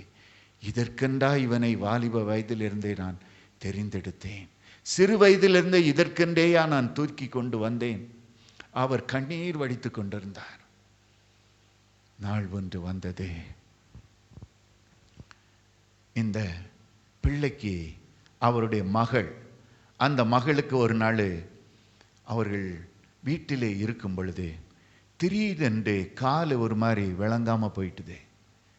என்னவென்று டாக்டர்கிட்ட கூட்டு போனால் டாக்டர் சொல்றாரு, போலியோ அட்டாக் ஆயிருக்கு, போலியோ அட்டாக் ஆயிருக்கு, இனி உன் பிள்ளை உன் கால் நடக்க முடியாது. இவர் நினைத்தார், நமக்கு ஆண்டவர் குணமாக்கும் கிருபைகளை கொடுத்திருக்காரு. உபவாசம் இருந்தார், கதறினார். அந்த பிள்ளையோ ஒன்றுமே நடக்கலை. ஏனென்றால் இவர் குணமாக்கும் வரமும் இவரை விட்டு பிரிந்ததை அறியாதிருந்தார். ஜெபித்து ஜெபித்து பார்க்கிறார். அந்த பொம்பளைக்கு அப்பந்தான் அறிவு வருது. ஐயோ, என் மனுஷன், என்னுடைய கணவன் எத்தனை பேருக்கு ஜெபம் பண்ணி எத்தனை பேர் பிசாசிலிருந்து விடுதலை ஆனாங்க, எத்தனை பேர் குணமாக்கி அவங்க வீட்டுக்கு போய் சாட்சி சொன்னாங்களேங்க வந்து, இப்பொழுது நான் என்னுடைய கணவனை இப்படி மாற்றிட்டனே. அவளும் அதுக்கு பிறகு உபவாசம் போட்டா, ஆண்டவரே நான் இனிமே வாண்ட வரேன், நான் என் ஹஸ்பண்டுக்கு ஒழுங்காக இருக்கேன். ஆனால் கர்த்தரோ அப்புறம் போகிறவர் போல காணப்பட்டார். ஹல்லேலூயா. நீங்கள் நினச்சி பார்க்கலாம், அவ அழுது புரண்டாள், இயேசுவோ துக்கம் நிறைந்தவராக அப்புறம் போகிறவர் போல காணப்பட்டார். போதகர் மனைவி அண்ணன் சொன்னாங்க, இப்பொழுது உபவாசம் இருந்து கதறுகிறாள். உபவாசம் இருக்கா, அழுதா. பிள்ளை காலை பார்க்கும் பொழுது இந்த போதகர் உள்ளம் ஒவ்வொரு நாளும் கதறி அழுகிறது. ஒரு பட்டயம் அவருடைய இருதயத்தில் ஒவ்வொரு நாளும் குத்தி கொண்டு இருந்தது. பிள்ளையோ போலியோ அட்டாக்னால ஒவ்வொரு நாளும் காலை கிந்தி கிந்தி நடந்து கொண்டு செல்வதை பார்க்கும் பொழுது அந்த மனைவியும் கதறி அழுதாள். ஆனால் இழந்து போனதை மீள பெறுதல் கூடாத காரியமே. இழந்து போனதை மீள பெறுதல் கூடாத காரியமே. சகோதரனே, சகோதரியே, உனக்கு ஒரு நல்ல ஊழியக்கார ஹஸ்பண்டு கொடுத்துருக்கானா, கர்த்தரை பிரைஸ் பண்ணு, கர்த்தரை பிரைஸ் பண்ணு.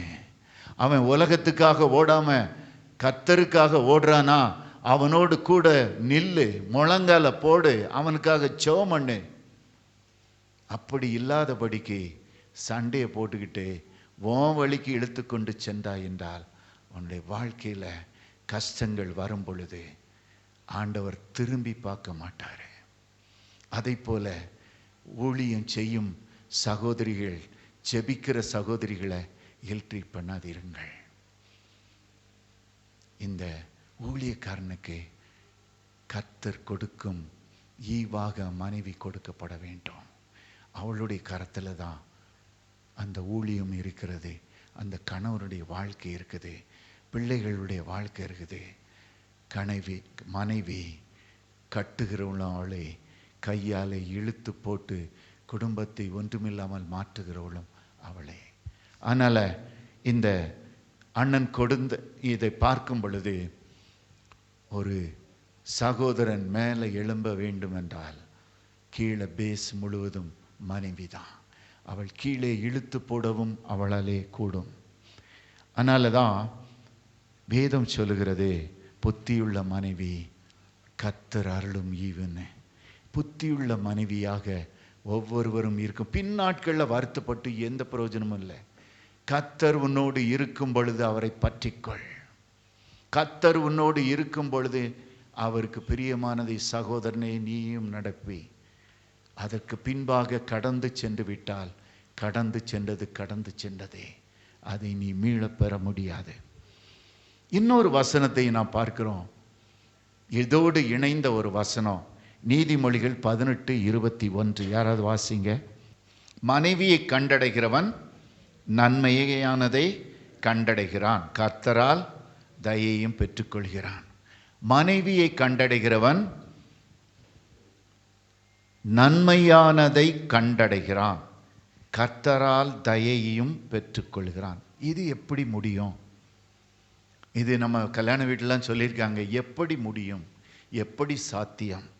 உண்மைதான். மனைவியை கண்டடைகிறவன், புத்தியுள்ள மனைவியை கண்டடைகிறவன் நன்மையானதை கண்டடைகிறான், கர்த்தரிடத்திலே தயையும் பெற்றுக்கொள்கிறான். ஒரு தடவை இதை குறித்து நான் பார்க்கும் பொழுது அண்ணன் நடந்த ஒரு சம்பவத்தை சொன்னார்கள். ஒரு பிள்ளை, வாலிப பிள்ளை. இது யாரால எப்படி வரும்னா, இந்த கர்த்தரிடத்தில் எப்படி தயை பெற்றுக்கொள்ள முடியும் என்று அண்ணன் சொன்னாங்க. ஒரு பிள்ளை, வாலிப பிள்ளை. இந்த பிள்ளைக்கு சின்ன வயசுலேருந்தே அது சின்ன சின்ன விபிஎஸ் எடுக்கும், சண்டே கிளாஸ் எடுக்கும், தன்னால் முடிஞ்ச ஊழியத்தை செய்யும். ஏனென்றால் ரட்சிக்கப்பட்ட பிள்ளை, அபிஷேகம் பெற்ற பிள்ளை. இந்த பிள்ளைக்கு ஆண்டவருக்கு பிரியமாக நான் என் வாழ்க்கையில் இருக்கணும், ஆண்டவரை பிரியப்படுத்தணும், எப்போமா ஆண்டவருக்கு பிரியமாக இருக்கணும், அப்படி ஒரு வாழ்க்கை வாழணும். என் குடும்பம், நான் திருமணம் பண்ணேன்னா அவரும் ஊழியக்காரனாக இருக்கணும், நாங்கள் இணைந்து ஊழியம் செய்யணும். அப்போது அந்த பிள்ளை என்ன பண்ணிச்சான், ஒவ்வொரு நாளும் ஜெபிக்குமா, ஆண்டவரே எனக்கு, நான் பெண், எனக்கு ஒவ்வொரு இடமாக சென்று ஊழியம் செய்ய முடியாதுப்பா. இந்த வியாதிப்பட்டிருக்கவங்க கிராமங்கள்லாம் நிறைய இருக்காங்க, அவர்களுக்கு ஜெபிக்கும் நானா போய் பெண்ணாக சென்று ஜெபிக்க முடியாதப்பா. நான் வாலிப பிள்ளையாக இருக்கிறேன், ஆனால் நிறைய பேர் கிராமங்களில் வியாதிப்பட்டிருக்காங்க, பிசாசினால் பீடிக்கப்பட்டிருக்காங்க. நான் போய் ஜெபம் பண்ண முடியாத ஒரு காரியம், நான் பெண்ணாக இருக்கேன்ப்பா. ஒவ்வொரு நாளும் ஜெபம் பண்ணுமா, ஆண்டவரே எனக்கு ஒரு கணவனை தாங்க, அந்த கணவனை உம்முடைய வரங்களினாலே நிரப்போம், வரங்களினாலே நிறைத்து அந்த கணவனை நீர் பயன்படுத்தும். ஒவ்வொரு நாளும் ஜெபம் பண்ணுமா. பாருங்க, இந்த சகோதரி, இந்த பிள்ளை ஒரு நாள் அண்ணன் நடத்தின கன்வென்ஷனுக்கு வந்திருக்குது. அப்போ ஜெபிக்க வந்திருக்குது. அண்ணன்ட்ட கேட்டிருக்குது, ஆண்டவர் சமூகத்தில் நின்று கேட்டிருக்குது, ஐயா நான் வாலிப பிள்ளை, எனக்கு திருமணத்துக்காக பார்த்துக்கிட்டு இருக்காங்க, எனக்கு ஆசை ஆண்டவருக்காக நான் ஊழியம் செய்யணும், என்னுடைய கணவன் கிருபை பெற்றவனாக இருக்கணும், அவன் என்னால் போக முடியாது, அவனும் நானும் இணைந்து நாங்கள் சென்று, அவரும் நானும் இணைந்து நாங்கள் சென்று ஊழியத்தை செய்யணும், அவர் கிருபை பெற்றவராக இருக்கணும், அவர் வியாதியஸ்தருக்காக ஜெபம் பண்ணணும், விடுதலை ஆகணும், அவர் பிசாசு பிடிச்சவங்களுக்கு ஜெபம் பண்ணோம், விடுதலை ஆகணும். ஐயா இதுதான் என்னுடைய வாஞ்சை. அப்போ பக்கத்தில் ஆண்டவர் இருந்து அவளுக்கு சரி சொல்லு என்று சொன்னாரா. அப்பொழுது அண்ணனும் அப்படியே ஆக கிடவுதுன்னு ஜெபம் பண்ணி விட்டாங்களாம். பாருங்க, இந்த பிள்ளைக்கு ஒரு போதகரை கல்யாணம் பண்ணாங்க. நடந்த சம்பவத்தை நான் சொல்லுகிறேன். போதகரை கல்யாணம் பண்ணாங்க. கல்யாணம் பண்ணிட்டு இந்த மனுஷனை பாருங்க, இவருக்கும் ஆண்டவர் சுகமளிக்கிறார் என்பதற்கும் சுத்தமாக சம்பந்தமே கிடையாது. திருமணம் ஆச்சுது. அவர் ஒரு போதகர். அடுத்த நாள், திருமணமான அடுத்த நாள், இவங்க ஒரு இடத்துக்கு, அந்த நீங்கள் கிராமத்துக்கு பார்த்துருப்பீங்க, விருந்துக்கு போவாங்க. அப்படி ஒரு க்ளோஸ் ஃபேமிலியில் விருந்துக்கு கூப்பிட்ருக்காங்க. விருந்துக்கு கூப்பிட்ட உடனே, அது கொஞ்சம் தூரத்தில் ஒரு உள்ள இடம், அந்த இடத்துக்கு விருந்துக்கு போயிருக்காங்க. போன உடனே அந்த 2 பேரும் போயிருக்காங்க. இந்த விருந்துக்கு போய் அவங்க உட்கார்ந்த உடனே கொஞ்ச நேரத்தில் அங்கு ஊமையான ஒரு ஆவி பிடிச்ச பிள்ளை அந்த குடும்பத்தில் உண்டு. இந்த பிள்ளைய பாருங்க, ஆட ஆரம்பிச்சிட்டு, பிசாசு ஆட்டம் ஆட ஆரம்பிச்சிட்டு, ஆட ஆரம்பிச்ச உடனே இந்த பிள்ளை பார்த்தது, இந்த பிள்ளைக்குள்ள ஆவியானவர் இருக்காரு, உண்மைதான். ஆனால் இந்த பிள்ளை ஜெபம் பண்ணது யாருக்காக? கணவனுக்காக. ஹல்லேலூயா. ஏன் கணவன் கிருபை பெற்றவனாக இருக்கணும், ஏன் கணவன் இப்படிப்பட்ட கிருபைகளை உடையவனாக இருக்கணும், வரங்களை பெற்றவனாக இருக்கணும். ஆனால் இந்த மனிதனை சும்மா உட்கார்ந்துருக்காரு, ஏன்னா சாதாரண ஒரு போதகர் தான். ஆனால் இந்த பிள்ளை சொல்லுது, ஏங்க நீங்கள் அந்த பிள்ளை மேலே தலையில் கை வச்சு ஜெபம் பண்ணுங்க. நான் மாட்டேன், அது பிசாசு பிடிச்சி ஆடுது, நான் தொடமாட்டேன்ப்பா, எனக்கு பயமாக இருக்குன்னு அவர் சொல்கிறாரு. இந்த பிள்ளை அந்த அவர்கிட்ட அப்போ தான் திருமணம் ஆயிருக்கு, அடுத்த நாள் தான் கம்பல் பண்ணி, எத்தனை பேருக்கு ஜெபம் பண்ணுவீங்களா, வாங்க நான் கூட நிற்கிறேன், வாங்க வாங்க, கையை பிடித்து இழுத்து கொண்டு அந்த பிள்ளையை அவங்க கூட்டு வராங்க. இவர் தலையில் கையை வச்ச உடனே பிசாசு ஓடி போய் விட்டது. ஹல்லேலூயா. அந்த பிள்ளை பேச ஆரம்பிச்சிட்டு தான், அந்த பிள்ளை பேச ஆரம்பிச்சிட்டு தான் அந்த கிராமமே சந்தோஷமாயிட்டது. ஹல்லேலூயா. உடனே என்ன பண்ணாங்களாம், நிறைய சிக்கான பீப்புள் எல்லாம் கூட்டு வர ஆரம்பிச்சிட்டாங்களாம். கூப்பிட்டு வந்து இவருக்கே தெரியல, இவர் தலையில கை வைக்காரு, அந்த எல்லா வியாதியெல்லாம் குணமாகுது. எல்லாரும் ஆண்டவரை பிரைஸ் பண்றாங்க. அந்த வீடே, விருந்து வீடே சந்தோஷமான வீடு ஆக மாறி போய் விட்டது. உடனே இந்த சகோதரி அப்பதான் சாட்சியை சொல்றாங்க. ஐயா, என்ன நடந்தது தெரியுமா, நான் ரொம்ப நாளாக ஜெபம் பண்ணிட்டு இருந்தேன், சின்ன வயசுல இந்த ரட்சிக்கப்பட்டிருந்தேன், நான் பெண் வெளியே ஊழியத்துக்கு செல்ல முடியாது, அதனால என் கணவன் வரவன் கிருபை பெற்றவனா இருக்கணும், அதற்காக செபித்திருந்தேன். அதனால தான் இன்னைக்கு பாருங்க, நான் போல்டாக சொன்னேன் என் கணவனை தலையில கை வைக்க சொல்லி. அநேக நாட்கள் நான் காத்திருந்தது, கர்த்தர் எனக்கு கிருபையாக கொடுத்து விட்டார். ஆண்டவரை துதித்து கொண்டே இருந்தாள், தன்னுடைய சாட்சியை சொல்லிக் கொண்டே இருந்தாள். அந்த கணவன் சொன்னாரே, எனக்கு இதிலெல்லாம் நம்பிக்கை இல்லை, இன்னைக்கு எப்படியோ அந்த பிள்ளை மேலே இவ சொன்ன கை வச்சேன், ஆனால் இனிமே நான் ஆண்டவருடைய ஊழியக்காரனாக மாறுகிறேன். அந்த வீட்டில் அநேகர் பாருங்க, அவர் சுகத்தை அருளி செய்யும், அவருடைய சபையில் அதுக்கு பிறகு சுகத்தை அருளி செய்யும் கிருபை பெற்றவராக தேவன் மாற்றினார். ஹல்லேலூயா. அந்த வீடு, இவங்க போய் விருந்து வீடு சந்தோஷமான ரிவைவல் வீடாக மாறி போச்சுது. ஹல்லேலூயா. அந்த குடும்பமே, அந்த கிராமமே கர்த்தருக்குள்ளாக ஓடி வந்து விட்டார்கள்.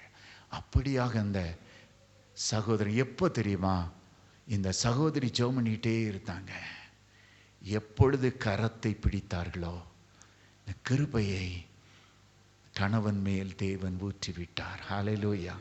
அதுதான் மீனிங். என்னன்னா, மனைவியை கண்டடைகிறவன் நன்மையானதை கண்டடைகிறான், கர்த்தரால் தயையையும் பெற்றுக்கொள்கிறான். ஹல்லேலூயா. அவன் ஒன்றும் இல்லாதவனா இருந்தாலும், வாலிப பிள்ளைங்களே, நீங்க ஜெபம் பண்ணும் பொழுது உங்கள் வீட்டுக்காரரும் மாறி போய் விடுவார். ஹல்லேலூயா. அவனிடத்துல வேதமாகத்தான் சொல்லுது, கர்த்தரால் தயையும் பெற்றுக்கொள்கிறான்.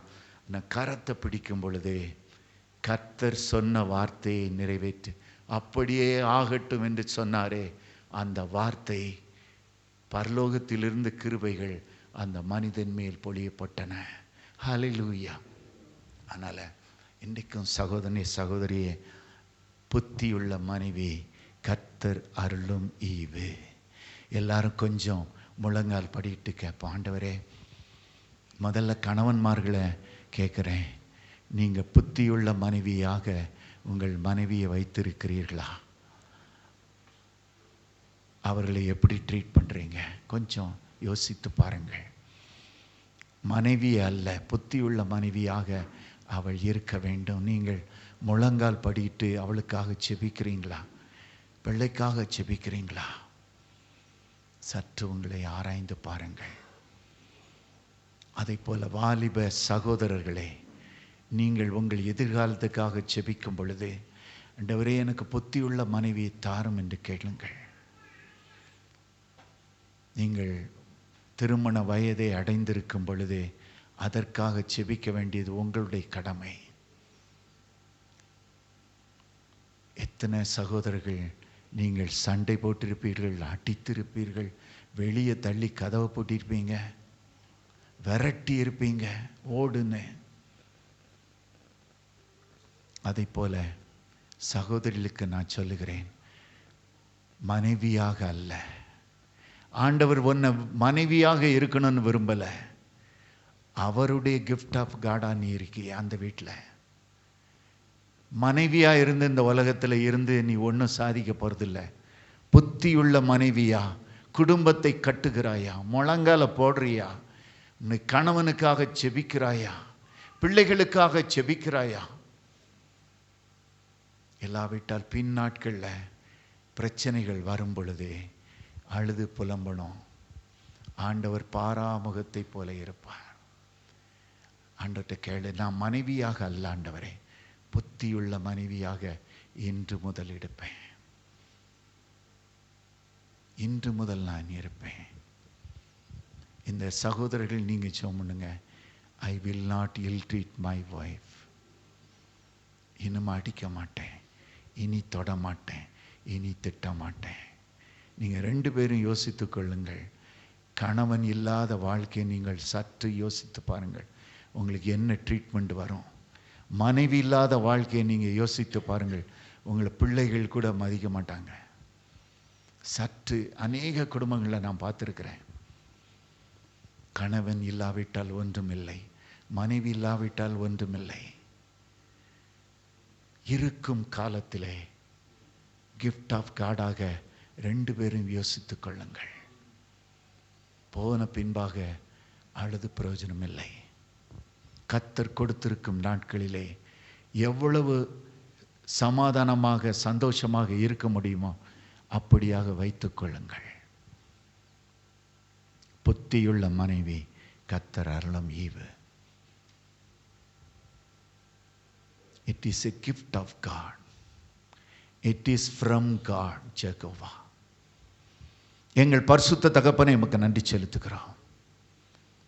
ஆண்டவரே, ஆண்டவரே உமக்கு நன்றி, உமக்கு நன்றி. புத்தியுள்ள மனைவி கர்த்தர் அருளும் ஈவு.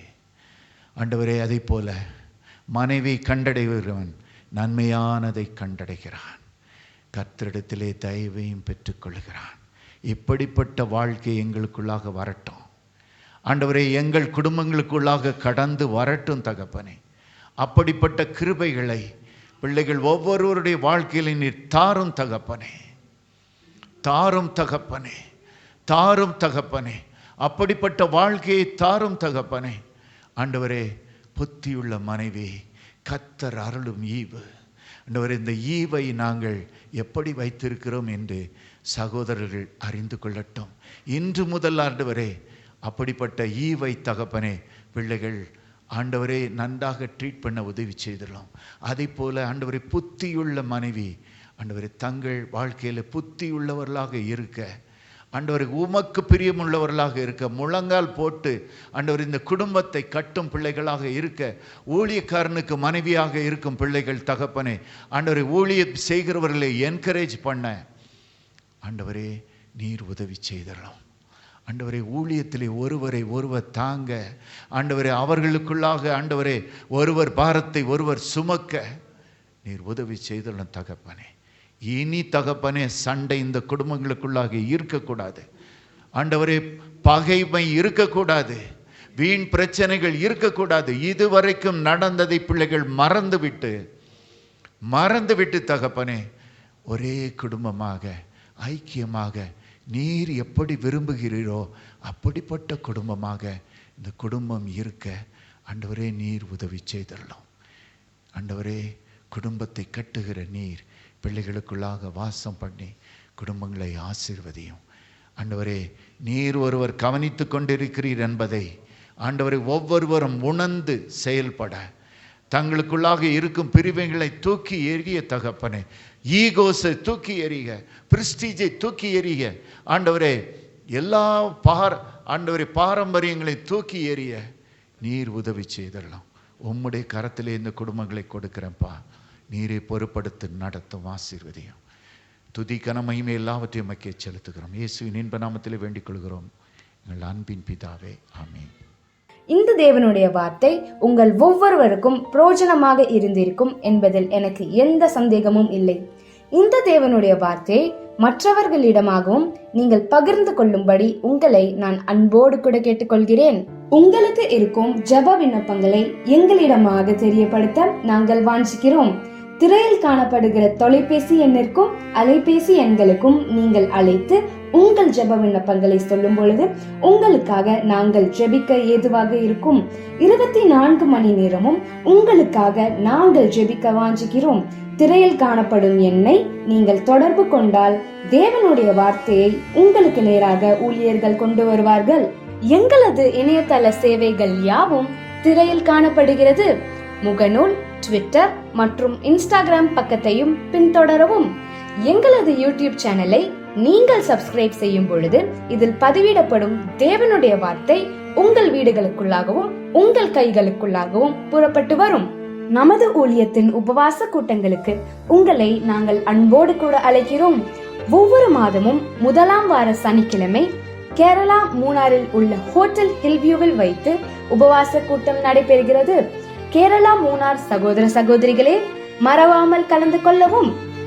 ஒவ்வொரு மாதமும் 2வது வாரம் ஞாயிற்றுக்கிழமை மகாராஷ்டிராவில் உள்ள மும்பை கல்யாணில் வைத்து உபவாச கூட்டங்கள் நடைபெறுகிறது. மும்பை சகோதர சகோதரிகளே, தவறாமல் அதில் கலந்து கொள்ளுமாறு உங்களை அன்போடு கூட கேட்டுக்கொள்கிறோம். ஒவ்வொரு மாதமும் 3வது சனிக்கிழமை திருநெல்வேலி தென்காசி மாவட்டத்தில் உள்ள ஹோட்டல் ஆனந்தா கிளாசிக்கில் வைத்து உபவாச கூட்டங்கள் நடைபெறுகிறது. திருநெல்வேலி தென்காசி மாவட்டத்தில் உள்ள உங்கள் யாவரையும் அன்போடு கூட கலந்து கொள்ளும்படி உங்களை அழைக்கிறோம். ஒவ்வொரு மாதமும் 4வது ஞாயிற்றுக்கிழமை சென்னையில் வைத்து YMCA பிராட்வே ஹைகோர்ட்டிற்கு எதிரே உபவாச கூட்டங்கள் நடைபெறுகிறது. சென்னையில் இருக்கும் அன்பு சகோதர சகோதரிகளை மறவாமல் பங்கேற்குமாறு உங்களை அழைக்கிறோம். இந்த உபவாச கூட்டங்கள் காலை 10 மணி முதல் மாலை 5 மணி வரை நடைபெறும்.